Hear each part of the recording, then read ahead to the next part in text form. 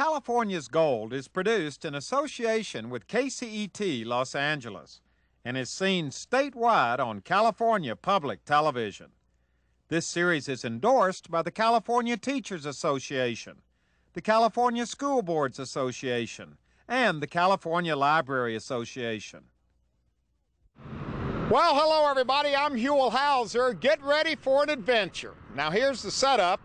We're in the city of Carson, just a little south of downtown Los Angeles. There's the 110 freeway right there, and we're on a section of Torrance Boulevard that is very interesting because I guarantee you, for most of us, if we were driving up and down this particular section of Torrance Boulevard, there's absolutely nothing here that would grab our eye and cause us to pull over and spend some time. But get ready for a wonderful surprise because we have found something inside this building right over here that is unbelievable. It is one of the best museums, little museums, not only in our entire state, but in the entire nation. And this little obscure museum and what's inside is definitely a fine example of California's gold. We're inside the Printing Museum, and here to greet us is Mark Barbour. I'm the director and the curator at the Printing Museum. All right, and I am overwhelmed at what I see when I initially walk in, but I guess you're used to hearing that. That is a usual experience. There's not many people who have been inside of a printing museum, but when they come in, they realize this is quite a treasure. Well, it's a little overwhelming to look at all of this and realize that all of this is important to the history of printing in the world, and we've got 26 minutes to tell that whole story. I talk fast. So Don't let's worry. get started right over there, I think, is where you want to take us first. Let's start with our beginnings, which is Gutenberg. Everybody loves to credit Gutenberg as the inventor of printing. Of course, it's not Gutenberg, it's the Chinese. Always way remember, before the Gutenberg. Chinese invented just about everything. Long time for everybody else. Paper, printing, gunpowder, the wheelbarrow, things like that. So, but Gutenberg comes up with he puts together the pieces and creates what we would call the printing industry, 1450. This is a representation of Gutenberg's printing press. It's a very simple machine when you really think about it. It's a giant screw that twists down, squeezes, and creates the pressure onto your letters. Gutenberg really, his genius is figuring out how to make the metal letters. He made metal letters that you would then place inside of a printing press, lock them up so they don't move, and then you apply ink onto those letters. These are known as ink balls. They would use these funny looking pads and pound the ink onto the letters. And you would ink it up. And it's pretty hard to keep your inking very even from top to bottom, page to page. And yet if you look at Gutenberg's original Bible that's at the Huntington Library in San Marino, if they ever let you thumb through the Bible one day, which they never will, you would see how perfect his printing is. And this is the start of printing. Gutenberg was a master. And what would you do? Just put this down? Your paper has to be placed over on this side of the press. So let me step around. So you place your paper on your tympan. Then we're going to bring the paper down. Wow. Roll underneath. Oh, it goes right through. Now, we simply grab the lever. Oh, then We're you're... going to squeeze. This was not an easy machine to work. And that was for every single page. 80 copies an hour is what you're getting on these presses. And these were big, burly guys. These are grunts who were doing the press work. These had strong backs, a lot of stamina. Oh boy, I want to see what it looks like. And there it is.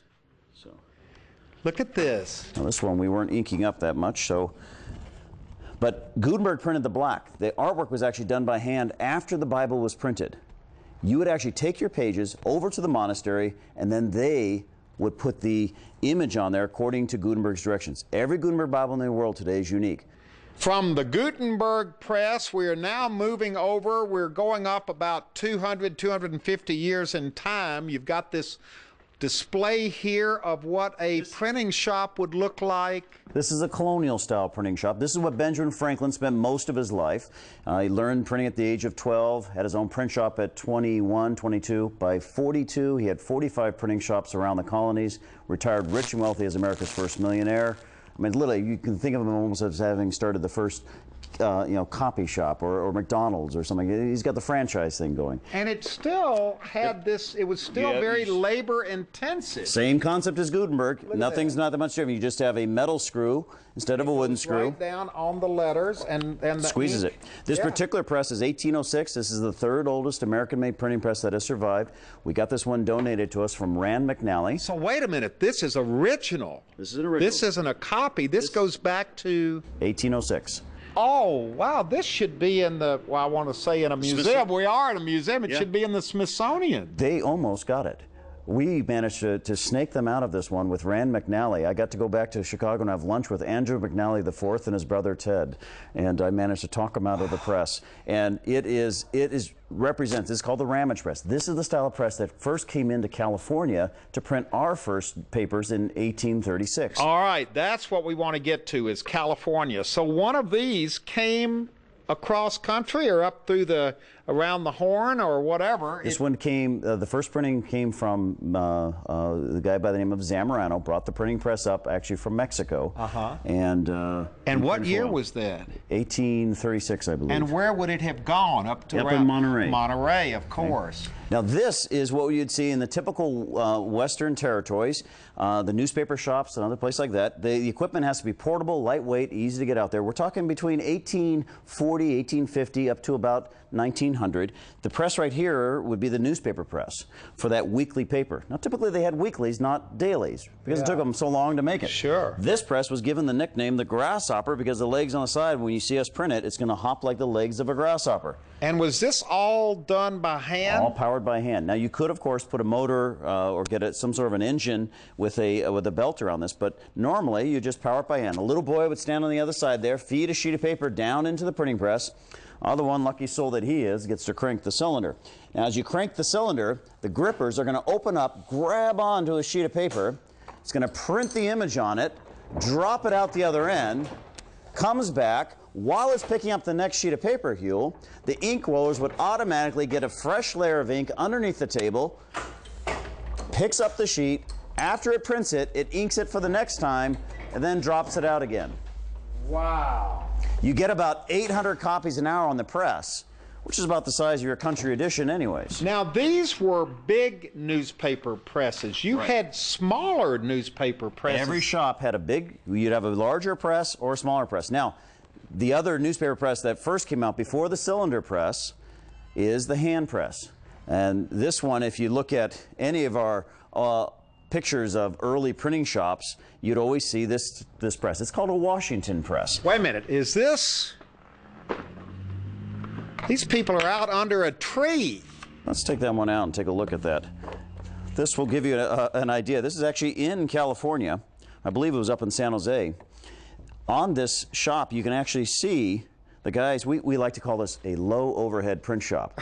You stop next to the oak tree, get your stuff out, because the object is get that paper printed. If you're following the gold miners into a new community, if you're the first one to get the paper out, you'll probably be the one that has an established newspaper, and you'll have some clientele. So you can see the Washington press in here. Then they have the small press, which is right behind us here, called the jobbing press. That prints your handbills and flyers and announcements of gold and that kind of stuff. And you have your type cabinets. All of this is portable. All of it will fit on a wagon. So they would have put this on a wagon and just taken it from Gold Rush Camp to Gold Rush Camp to put out the local news to the miners. Well, one of the beauties of these presses is that the two guys can tear this thing apart, put it on a wagon, get out of town before sundown, which sometimes was a requirement of these Western. Yeah. And how many of these presses do you figure were operating in? I mean, there must have been hundreds of them at one time in California in all these little gold rush camps. Hundreds of them. Putting out the news. Right. And every community, you have your papers there. We have early presses from Amador, you know, the seat of where the gold's coming from, in Amador County. We got one of the early presses from there. This particular one here happens to be a Civil War era press. You notice the emblems and all that's on that here. Very patriotic. Yeah. So they look at this. They don't make machinery like this anymore. No. And this was probably in the year of an exposition or something else. I mean, normally this was a little simpler in its design, but this is certainly one that's going to catch your attention. But it must have been a big deal when the press came into town, when a new piece of equipment like this came into town. The printer is the center of the town. The newspaper shop is where you get your news, what's happening on the East Coast. If you don't read, somebody will be there and read the paper to you at the newspaper shop. It is the hub of activity in any community. A very important person is the newspaper man. Now this is exciting. The California Reliable Jobber. And Mark, you said this really is a California printing machine. This is one of the few printing presses, one of the only ones made in California in the 19th century. In San Francisco, Palmer and Ray, they set up shop there to sell, make, and supply the printers in the West with printing equipment, so you didn't have to wait to get something from Chicago. So this would have gone out all over California and be all over the used western states. For what? Newspapers? For printing flyers? You said the name of it. It's a jobber. This is going to print the jobs in the shop. You have a newspaper press, and then the rest of the week you got to spend printing handbills, flyers, letterheads, cards, anything that you can do to make money and survive as a printer. This is a slow way to do it, but you're engaged with it. That's probably the fun thing about this, is that why the artists are discovering this as a printing process, that you're involved with what you're creating, and it's neat. So it's a tactile experience. From the gold rush days to the, what, late 1800s, early 1900s? Yes, actually both examples. These are the tabletop small presses designed for the office use, for the home use, for the little boys. For the home use? Yes, this press right here was a home model that was designed for young boys to buy for about $10 in 1880, 1890. Look at this thing. This is great. Amazing. They thought that what a better way to help with the moral development of a boy than to have him print Shakespeare or other poetry and things like that. But it's on, this is now on this a one, Bill the printer. He could have been a young boy who learned printing, but when he became of age, Bill the printer is actually, this is an actual card from downtown Los Angeles. This guy was kicking around, 1910 or somewhere in there. And when you stepped off the train, Bill would be there with his card. He has type cases with letters on the other side of the cabinet. He has a supply card on the side. He takes your letters out, and he sets your name really quick, puts it inside of his printing press, and then prints your calling cards. 25 cents for 25 cards. So he does up your business cards right here, right by the train. Instant printing. I mean, we're talking instant printing 100 years ago. Look at this. This is, boy, this is, boy. That takes a little effort there. Yeah, Bill the printer had to have some biceps on him. Now these actually we consider still a larger press. We have some in the collection that are this big, that print little cards about, about that big. And what is this over your This shoulder? is probably my favorite machine in the collection. It's this the strangest looks like a machine. musical instrument. This is called the Rogers typograph, invented by an American, John Rogers, who's a school teacher by day, crazy inventor by night. And what he was doing is coming up with a machine to put the letters together for you for the newspaper. So instead of putting them together one letter at a time, from 1870 on, we tried to figure out a machine to do it for us. This is one of the machines in that race. And the machine simply has a casting die, a matrix, and you're going to use the keyboard to assemble the letters that you want, the matrices you want, put a sentence together. It squirts liquid metal from the silver pot into the matrices, casts a line, and kicks an entire bar or a line of type that goes over to the printing press. Does this work? Yes. So you stand in front of the keys. But I mean, does it work now? Yes. Oh, look at you. So here they all come down. It's like they a big assemble. typewriter. It is. You got to remember that the typewriter is being invented and perfected at the same time as these typesetting machines. The typewriter, most people don't realize, was invented by a printer, 1872, to help us. Boy, you're promoting the printers. Yes. Well, that's what this museum is all about. Here, we lift it up, and it just returns all the casting dice, so you can start your second sentence. Wow. And look, you've got another one over here. These are all related to each other. These are back here. These are old newspaper. These are the typesetting machines. These are the ones that won the typesetting race. It's sort of like the computer of 120 years ago. If you notice the name on it, it's called the linotype. It makes the lines of type. 1886 invented. The machine right next to it is the oldest one, second oldest in the country. This is another old one. This is 1894. What do you mean the second oldest in the country? You mean literally? Yes. Unfortunately, I don't have the one that's at the Smithsonian. That's the first one in 1886. This is the second oldest in 1890. This is valuable. How do you Very get valuable. these pieces of equipment? These are pieces of American history. I'm a good talker. Boy, you are. Because it's impossible to even put a price tag on this, isn't it? Absolutely. And all of this, your whole museum is filled with these priceless pieces. We start with Ernie Lindner's absolutely fantastic large collection, and then since that time, since 1988 when the museum started, we've been adding machines from other collectors. Like up in the Bay Area, we just received an entire warehouse full of machines from Jeff Kramer, who's an old newspaper man from California history. We have been joined by an unexpected visitor here. Your name, sir, is? Your servant, sir, Dr. Benjamin Franklin. Now, why are you here at the Printing Museum, Dr. Franklin? Hey, sir, this is like a second home to me. When I doth see this grand old printing press, reminds me of my old days in Philadelphia. Aye, it is a goodly press, the wooden one. And why is Dr. Franklin here, Mark? Franklin is here as a major part of what the museum works with kids, is that he's here to talk about his life and inventions, discoveries in science and electricity. Here's a guy who was a great man, all due to the fact that he was a printer. He loved books, loved reading. That's what shaped and formed his life. And we use him in the rest of the collection as really a springboard to talk about American world history. Standing here by this old typograph machine, this is the perfect opportunity to introduce this cast of characters here, 3 generations of people directly connected To Ernie Lindner. To Ernie Lindner, who is not a household name, but who's responsible for all this. It's a household name for them. Ernie is the guy who put together this collection over the course of 50 years, and he was his family was in the business of used printing equipment, and he would go. He also had a passion. He just loved the old machines, and he'd find the machines and put them into the warehouse. So he got bit by the bug of finding these old machines, and was there a reason why he saved them all? Well, we grew up in the Depression age, and you don't throw anything away. Mm-hmm. So he would take in a machine and trade and just stick it in the corner and keep it. Where, at your house, at your garage? No, at his business. So how, did he have any room left in the store? He finally ran out of corners. and then he discovered that he had a museum. Really? So it kind of happened by accident. By accident. You're the granddaughter, you are the daughter, and you remember growing up around this machine, and this is a great story. Well, this is one of the first machines, and like my mother said, it was in a corner, and I would go to work with my father on the weekend, and as it was very boring down there, I would bring my roller skates or my bicycle, and I would skate around this machine, in and out of the machines, and as I'd go by, I would press and all the matrices would come sliding down, cascading down, and my father would yell at me because then I would take off. But you love do it again. Oh, yes. This is. They're all falling down. Because that's causing them to fall down in the back.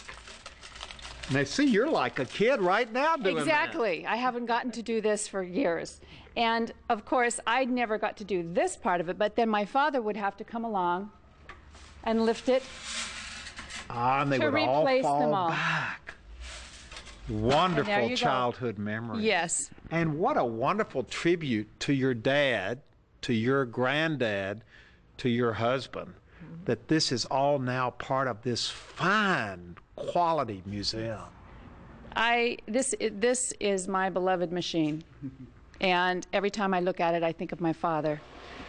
Continuing our museum tour, Chris, now we've come to a place where you probably never thought this was going to end up in a museum. You used to see these all the time, didn't you? Yes, this is what my father did for a living. He rebuilt and resold these intertype and linotype machines. This was our family business. So these were all over the place in his office. Yes, I played around these machines. They were the big metal monsters to me. The big metal monsters. And Mark, these big metal monsters are now collector's items. What are we looking at here? Well, these are machines that, you know, they came out in 1886. The Los Angeles Times stopped using these machines in 1974.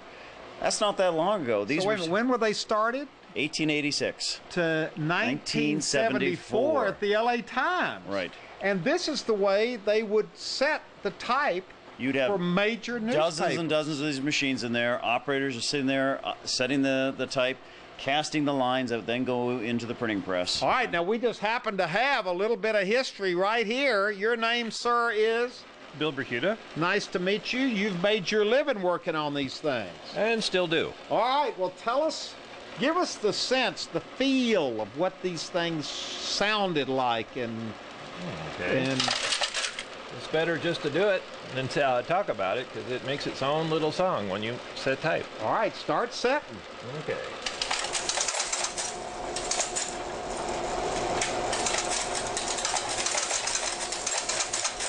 So that noise we're hearing is what?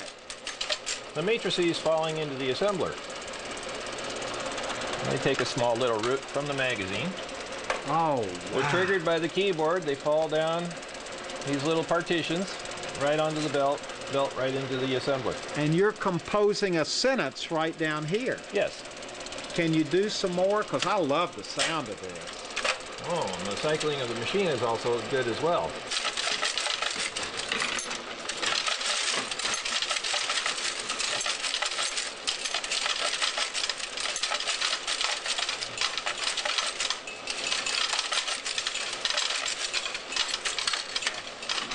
It has its own beautiful sound. Now, at one time, how many of these machines would have been in the LA Times? Los Going Angeles at one Times, time. I think they had about 50 or 60 of these machines operating on a daily basis. And these were called linotype operators, right? Right. And this was a very skilled position. Not only does Bill, as an operator, have to know the unique keyboard, black keys have the lowercase, white have the capitals, the numbers and stuff in the middle. He has to know punctuation. He has to make all the end-of-line decisions. He has to know how to work it. You don't have a computer flowing the type or the copy for you. Plus, he has to know the basic mechanics of his machine. Isn't this interesting that something that was as commonplace as this was 25, 30 years ago, now it's considered something that belongs in a museum? It is. This is an amazing machine with so much happening on it. Engineers love looking at this machine just to see every mechanical principle in operation. And is there enough business still going to keep you employed? Yes. I have a few customers that run print shops. A lot of them are what they call garage printers or boutique printers. And they like it done the old-fashioned way, don't they? Yes, they do. Something more fun about this than working on a computer. Oh, definitely. I have more things to look at on this, and my eyes don't get as tired. And it smells good. Hot. It smells. It's hot, so if you it's want hot to touch type. it, Oh wow! It's real hot. Yes. Why is it so hot? it starts off at 535 degrees and cools in the machine before it ejects it. Where does it? You've got your molten metal Oh look! melting into the pot. It's molten metal that melts, and then and then he makes letters out of them. he brings the casting dies from here as Bill pulls down the lever, moves them over to the casting section, casts a line, kicks a line, and here's your I wanna galley, your pick this column up. of type. Can I pick this Yeah, up? sure. Give it a shot. Still a little bit warm. Still a little warm. Oh boy, but this, see, this is something you can feel and touch. That's why And- there's a resurgence in this form of printing. It's now known as the book arts. The art community has now discovered printing as if we never existed. And so they're teaching this at colleges, how to do this typesetting by hand and printing on these hand presses. And that's what this other area of the museum is, our Book Arts Institute, where we actually use these machines and teach people how to make paper by hand, how to set type, how to make things that are unique. and have a handmade feel. See, if you wait around long enough, it all comes back around, doesn't it? It sure does. Put it back in where it's supposed to be. I don't want to get a line out of place. Okay. And we'll just kind of stand here and watch and listen as you do your thing.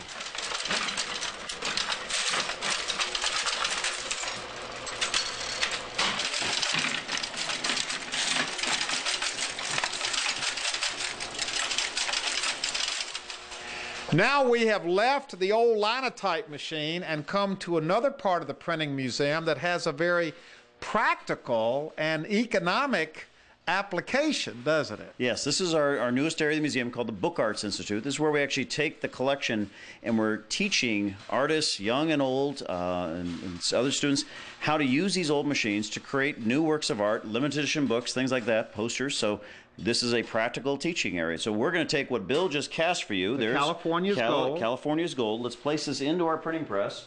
This press is from about 1950. The artists love this one because it's very simple to use. So we lock it in. This is now being held in place. All right, we're going to turn on our machine. Oh, this one's electric. All right, here we go. Now watch the master. Watching the master at work. Here we go. Now we grab the paper.